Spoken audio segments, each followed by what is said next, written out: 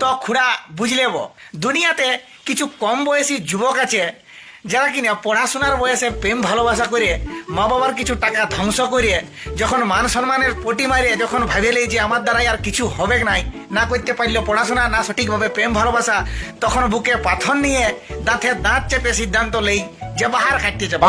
ওদের ধারণাটাই ওরকম থাকে যে বাহারকে যেন গেলেই টাকা, বাহারে কিছু করতে হয় নাই, বাইরে খাটতে চলে যাব, চেন্নাই, বেঙ্গালোর, তামিলনাড়ু, গুজরাট, সেখানে ওদের ভাবনা অনুযায়ী বেহাইন তো চলে গেল। 2-3 মাসের মধ্যে এর বেশি আর টিকতে পারবে নাই। 2-3 মাসের মধ্যে ইয়া দোঙ্গা ধরে যায়, হাওয়া নিকলে যায়। তার মধ্যে কোন রকমে কষ্ট মষ্টে 2-3 মাস টিকে যাওয়ার পর তাদের মনে মনে একটা প্রধানমন্ত্রীর বিকাশ যোজনার প্রস্ফুটিত হয়। বাইরে থেকে গাই গরু গাধার মতন খাটিয়ে যখন ঘরে আসে তখন তাদেরকে চিহ্না মুশকিল। ট্রেন থেকে নামে গেলে ভাব ভঙ্গি চাল চলন একদম পুরাপুরি ভাবে বদলে যায়। সব সময় জুতা, জিন্স, বড় বড় কানের দুল, হেয়ার একদম মুরু কাটিং চুল, তারপরে ফাটা ফাটা জিন্স, এইভাবে তাদের গলায় ঝুলছে চেন, হাতে ব্রেসলেট, হেভি হেভি জিনিস ওদের সবসময় লটকে থাকবে, গলায় ব্লুটুথ হেডফোন সবসময় চলতে থাকে, হেভি হেভি ভাষা, কথা বলতে বলতে সবসময় হিন্দিও শিরে যাচ্ছে। ওখানে তো সবসময় হিন্দি বলতে হয়, তো সেই কারণে আর কি কথায় কথায় হিন্দি বলাইন যাচ্ছে। সেই মুহূর্তে তাদের কাছে গ্রামের সরকারি চাকরিওয়ালা ব্যক্তিরাও কিন্তু ফেলিওর, ওদের সঙ্গে দান পাওয়া মুশকিল ব্যাপার।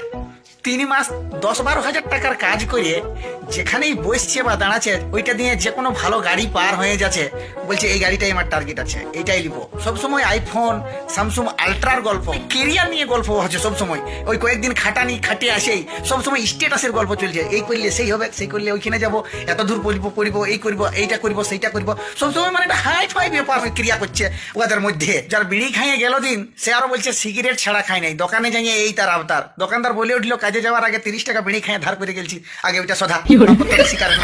2 মাস কাজে যাইয়ে কথা বলার ভাষা ভঙ্গিমা চেঞ্জ হয়ে যাচ্ছে, মানুষ চিনতে অসুবিধা হয়ে যাচ্ছে। সেদিন আরো দেখছি যে বাইকে ভাটি থেকে আসার সময় বাইকে লেটে পেটে করে অতিরিক্ত নেশায় আসার সময় আসে আমাকে ঢুকান দিয়েছে। আর তারপরে বলছে আরে গলতি হো গেয়া। বলছি গলতিটা তোর নয়, গলতিটা তোর বাপের,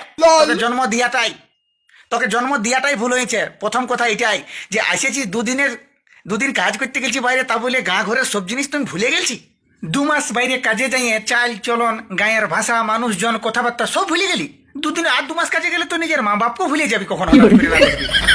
ওরে ভাই আমার, জার্নি এই শুরু হয়েছে, আর কিছুদিন কাজ কর, তাতে বুঝে যাবি যে ফাঁক কি জিনিস, আর কিভাবে টাকা কিভাবে সেই ফাঁকে যায় সেইটা উপলব্ধি করবি। আর কিছুদিনের মধ্যে পাবি টের, বুঝলি।